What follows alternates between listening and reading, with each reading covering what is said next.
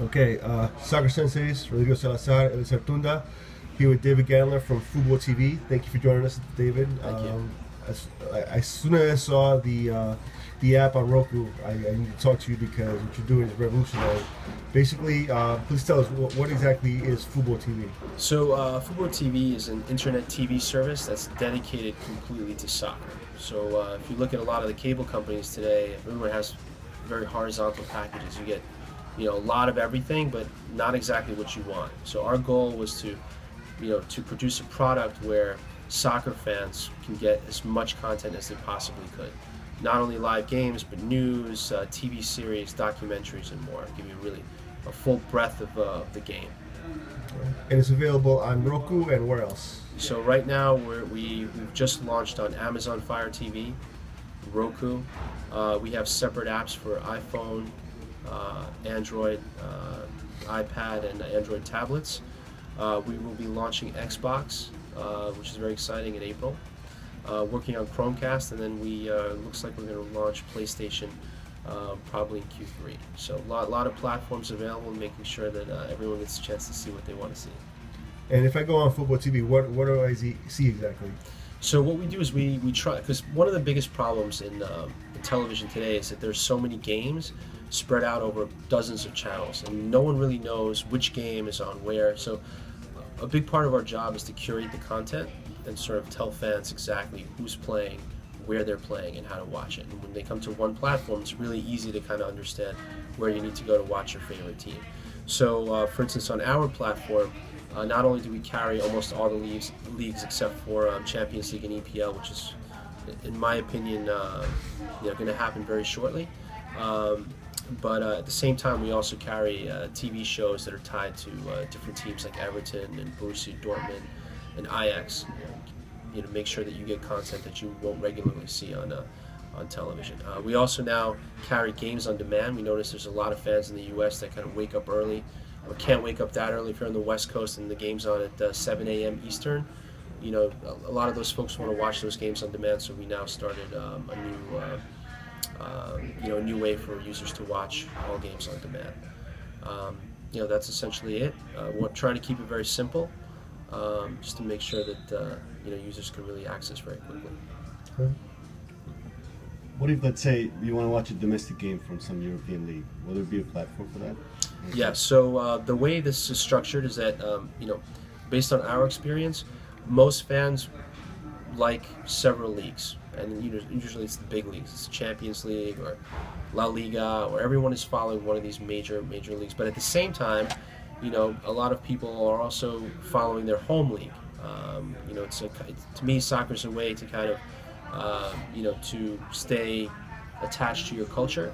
And I think that is one of the ways that we're going to really enhance the system, is by allowing you not only to see very commercial leagues, if you will, but also provide you access to your home league. So currently we're carrying Benfica TV, and we just brought in Sports TV, which will allow our Portuguese fans to watch something like 5 to 6 games a week, plus the Portuguese Cup. So that's a huge added value opportunity. And also, you launched Gol TV and BeIn Sports, which to me is a big deal. Yeah, that was huge. Because like maybe 2 or 3 years ago, these networks wouldn't, never, right? And now, the landscape the landscape. Talk a little bit about that and how you see it going. Yeah, so there's two things that are happening in the marketplace. You have cable networks, and you have these big cable companies like Time Warner Cable that are really worried about digital. I would say the cable companies obviously more, because that's where their money comes from. The television networks are trying to protect their businesses with the cable companies.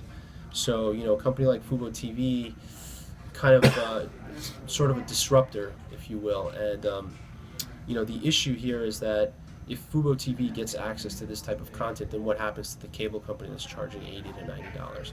So for us, the complicated piece is, how do we navigate through the landscape without negatively impacting television network relationships with cable companies.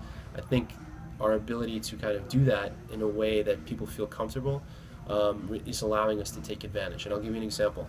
We just started talking to cable companies that don't carry BeIn Sports in HD.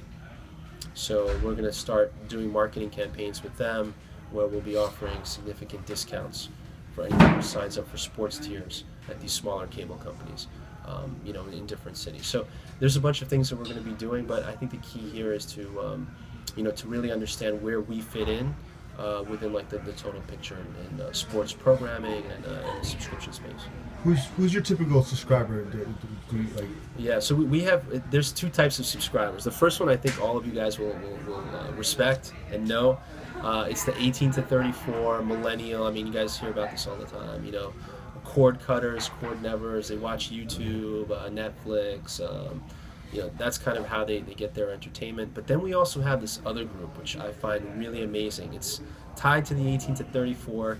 It's kids that are in college that are like trying to get their parents to watch their home leagues, in a very affordable way. So I noticed we've signed up about 600 or 700 people, kids that will call because their parents may not speak English. And my dad wants to watch La Liga, or my dad wants to watch Portuguese League, Premier Liga, and we're signing them up. Can you tell us how to figure this out on Roku? But we need to set this up so that they don't have to do anything other than just flip the channels. Yeah.